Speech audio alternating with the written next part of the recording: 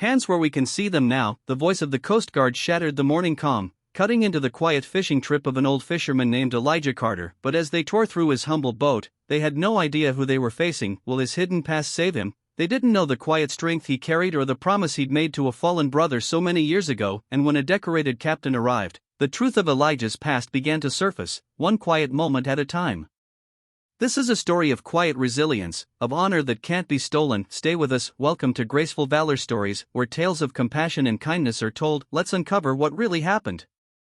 The first light of dawn brushed the edges of the sky, painting the waters of Jacksonville, Florida, in a soft golden glow. Elijah Carter, 79 years old, eased his weathered hands along the rail of the small dock, feeling the salt-laden breeze on his face. He'd been coming here every morning for as long as anyone could remember, carrying with him nothing but a thermos of coffee and the gentle weight of memories. His boat, the Evelyn, rocked slightly with the tide, a modest wooden vessel, painted a faded white that had once been bright, named after his wife who'd passed 8 years before. He still spoke to her sometimes, his voice low and steady, as if the sea itself would carry those words to where she was waiting. Elijah liked the quiet of these hours, the way the seagulls gathered, calling softly as if they were old friends checking in, and the gentle slap of water against the hull, steady and sure, was a rhythm that matched the beat of his heart. Inside the small cabin of the Evelyn, a single photograph was pinned above the worn dash, black and white, edges curling. It showed a young Elijah in uniform. Beside him stood Raymond Cole, his friend and comrade, smiling in the dust and chaos of a long-ago war. Sometimes when the mornings were still and the coffee was just right, Elijah would touch the photograph. He'd let his fingers rest on the image of Raymond's face,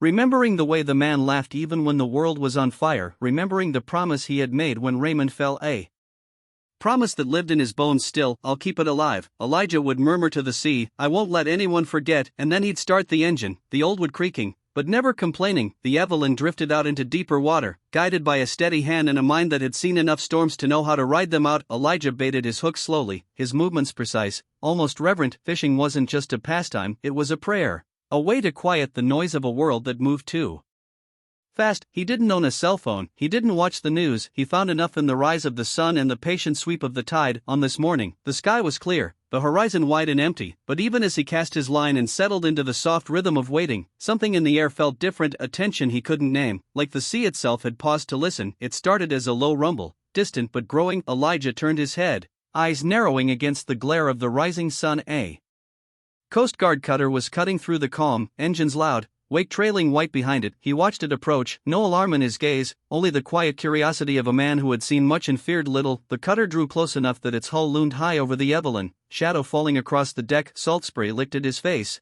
cold and bracing. Then the loudspeaker crackled to life, the voice of authority slicing through the morning stillness. Hands where we can see them, sir, ordered a young man in a sharp uniform, his voice tense with the weight of the moment. Petty Officer Jason Miller, nameplate glinting in the sun, stared down from the deck above. Elijah moved slowly, as if even the sudden intrusion couldn't break the calm he carried like a second skin. He raised his hands, palms outward, showing the empty honesty of a man who had nothing to hide. His eyes met Miller's, steady as the sea. 3 armed officers jumped down onto the Evelyn's deck, boots slamming hard against the worn planks. They fanned out, rifles at the ready, the sharp scent of gun oil cutting through the salt air. Not a word of explanation, not a flicker of doubt in their eyes. One of them knocked over his tackle box, sending hooks and lures skittering across the boards like startled minnows. Another shoved aside the small cooler where he kept his bait, the soft thud of it lost in the rush of blood and breath. Elijah didn't move, he only watched. In the quiet of his mind, another voice stirred, a memory wrapped in gunpowder and dust. He was back in the jungle, night pressing close, the whump of mortars, a steady drumbeat. Raymond's voice, low and fierce, in the darkness beside him. We hold the line, brother, Raymond had said, blood on his lips and a grin that cut through the fear. No matter what, we don't let them break it. Elijah had promised then, a promise that lived in the marrow of his bones. Now, decades later, that promise was a quiet echo in his chest. As the agents tore through his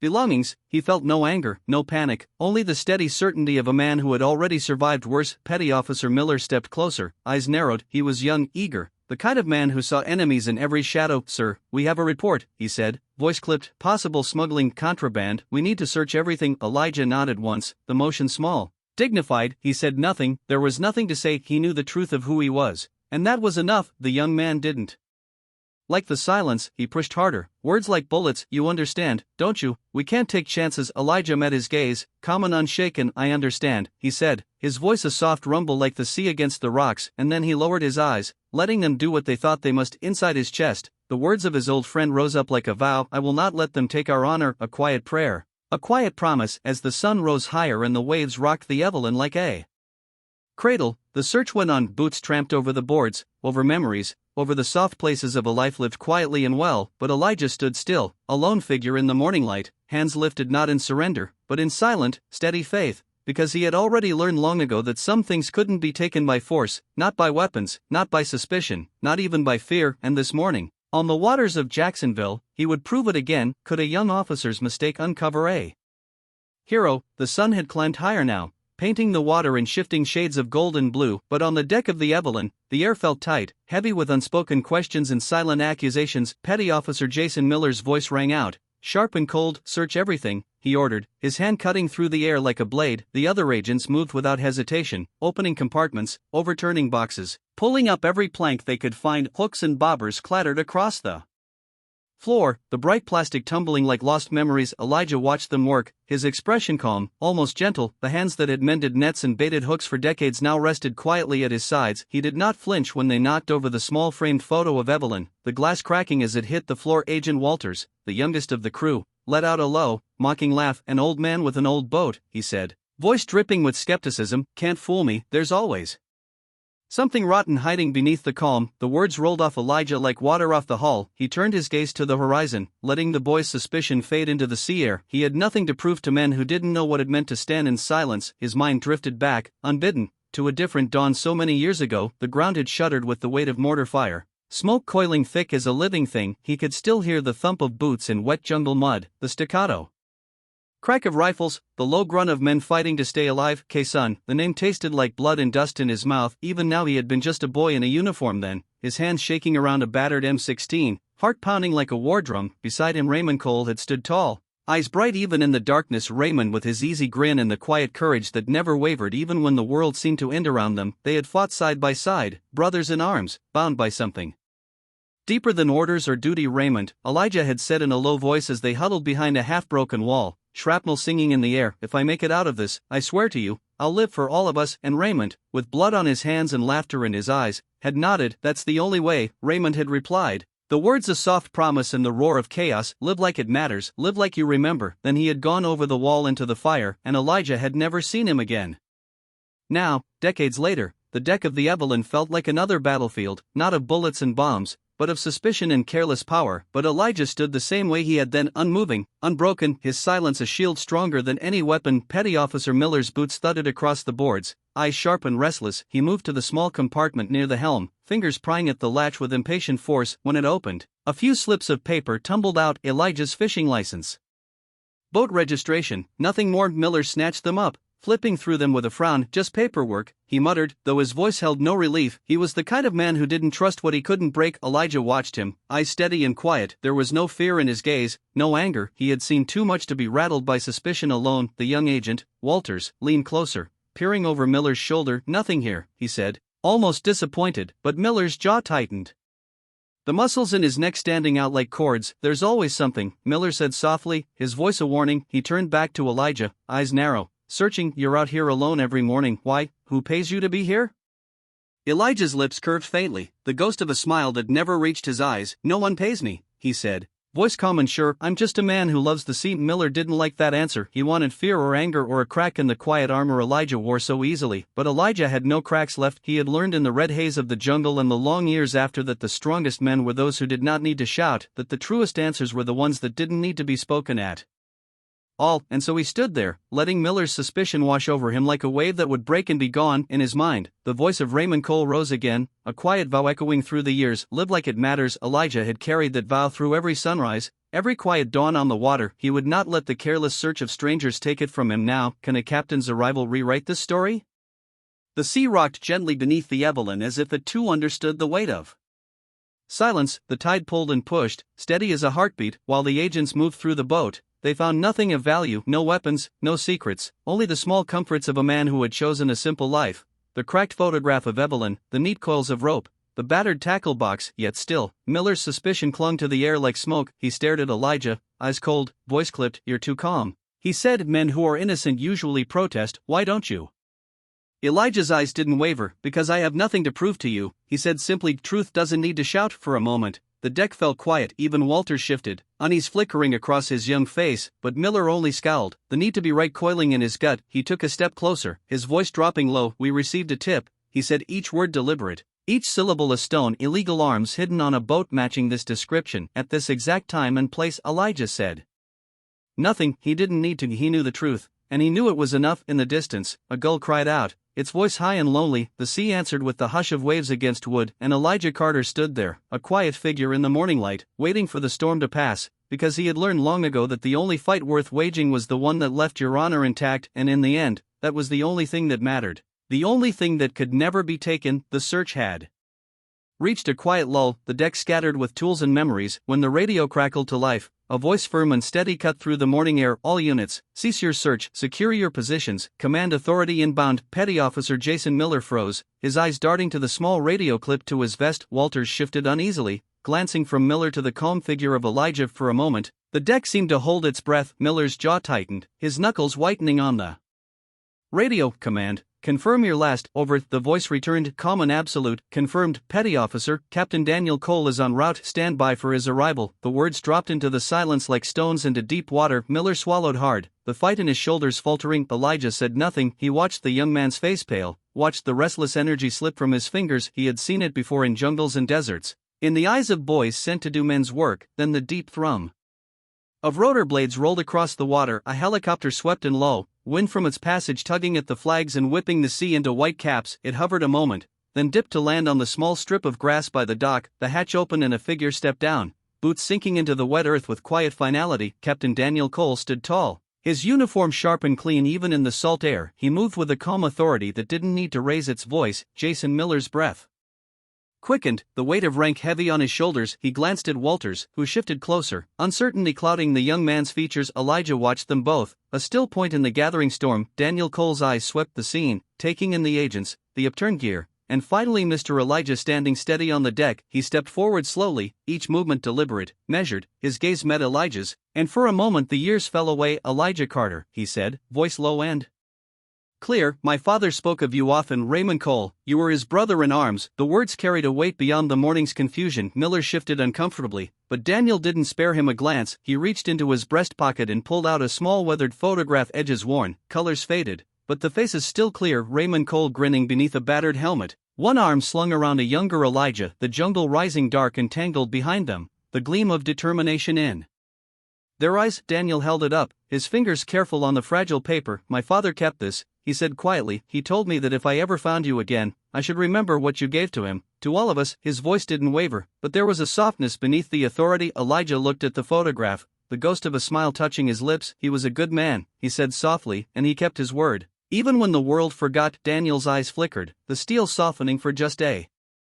breath. Then he turned to Miller, his expression cooling like a blade drawn from the forge. "Petty Officer Miller," he said, each syllable precise. Miller swallowed, his voice catching. "Sir, we had intel, a tip about this vessel." Daniel cut him off with a look, sharp and unwavering. "You had suspicion," he said, voice calm but edged, "but what you forgot was the foundation of that uniform. You wear respect for those who served before you, for the quiet debt we owe them all." Miller's mouth opened, then closed. The deck seemed to shrink around him, the weight of those words pressing down. Walters shifted again, his eyes dropping to the deck in shame. Daniel took a slow breath, his gaze never leaving Miller's. "This man," he said, gesturing to Elijah, "is not your suspect. He is the reason my father came home. He is the reason I stand here today in this uniform carrying the name Cole with pride." His voice didn't rise, but it carried with it the force of memory and promise. Miller's face went pale, his shoulders stiff. "Sir, I didn't know," he said hoarsely. "I didn't understand." Daniel's gaze sharpened. "Then understand this," he said, "respect is not optional, it is the debt we pay for the freedom we wear like a badge." A silence fell, thick and heavy. Elijah stood still, his hands resting lightly on the rail of the Evelyn. He did not demand apology, he did not need to, but Daniel turned fully to Miller, his jaw set. "You will apologize," he said softly, the finality of it like the closing of a door. "Right here, right now, in front of Mr. Carter and in front of the memory of every man who never made it home." Miller's throat worked, his lips parting around words that didn't want to come, but under Daniel's steady gaze, there was no room for refusal, no space for pride or deflection. I'm sorry, Mr. Carter, he said, voice barely more than a whisper. I didn't understand what I was doing. Each word landed heavy in the quiet morning. Elijah looked at the young man, his face calm, eyes holding a kindness that did not excuse but did not condemn. He gave a single small nod, the gesture as steady as the tide, and in that moment, something shifted on the deck. Daniel stepped closer to Elijah, his voice softening. My father owed you his life, he said, and I owe you my gratitude. He handed the photograph to Elijah. The paper warmed from his hand. For you, he said quietly. From him. Elijah took it, the lines of his face softening around a memory that had never faded. Thank you, he said simply, the words carrying the weight of decades. Your father was a good man, and so are you. Daniel nodded once, a deep breath easing the tension in his shoulders. He turned back to the agents, his voice calm but unyielding. Reset the deck, return everything as you found it, then stand down. They moved quickly, carefully now, the careless force of earlier replaced by quiet hands and bowed heads. The tackle box was righted, the photograph of Evelyn placed gently back on the dash. Elijah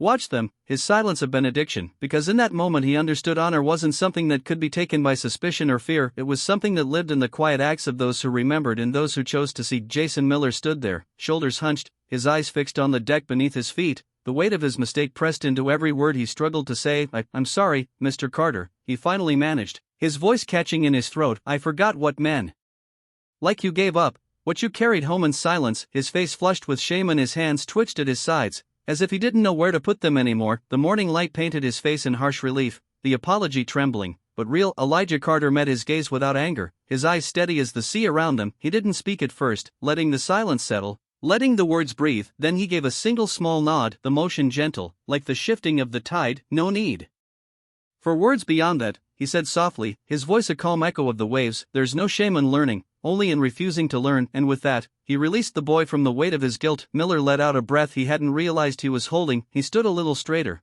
the color in his face returning, and in that moment, the deck seemed to grow a little quieter, the tension melting away like morning fog. Captain Daniel Cole stepped closer to Elijah, his movements deliberate, respectful. Mr. Carter, he said, his voice low but sure, would you mind if I joined you for a while today?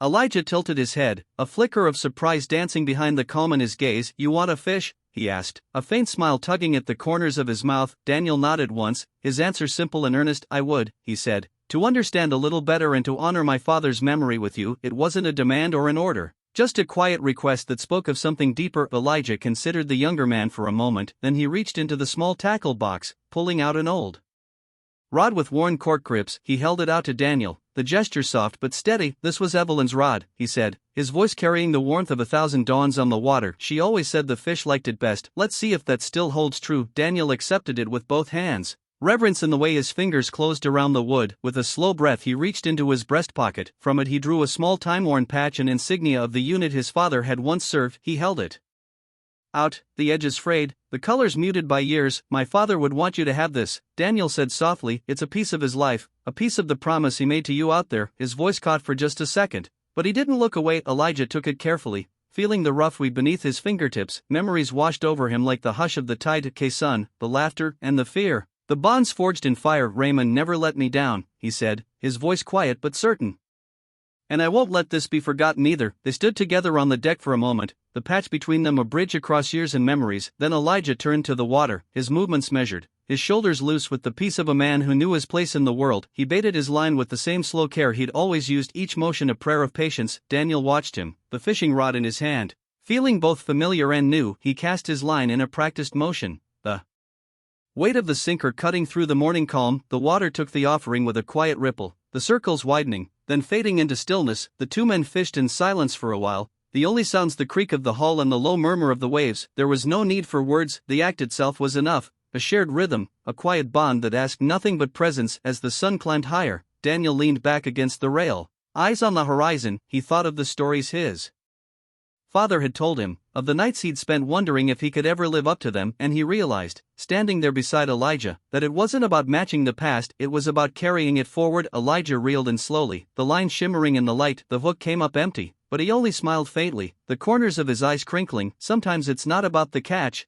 he said, sometimes it's about the quiet and what it lets you remember. Daniel nodded, feeling those words Settled deep, he glanced back at the tackle box, at the photograph of Raymond tucked safely inside, a reminder that some debts were paid not with money or medals, but with quiet mornings like this. As the day began to lean toward afternoon, they kept fishing, each cast a thread, weaving the past and present together. The water glistened in the sun, the soft hush of waves a comfort that asked for nothing more than respect, and standing there, Daniel knew he had found what he didn't even know he was searching for. Eventually, Elijah set his rod down, stretching his back with a slow, deliberate ease. He turned to Daniel, his gaze soft but clear. "Thank you," he said simply, "not for today, but for remembering what matters." Daniel met his eyes, feeling the quiet weight of that gratitude. "It's my honor," he said, and he meant it. Then he took up his rod again, casting once more into the endless blue. The sun dipped lower in the sky, shadows stretching long across the deck. The breeze carried the scent of salt and memory, each breath a reminder of what had been won and what had been lost. And in that space between past and present,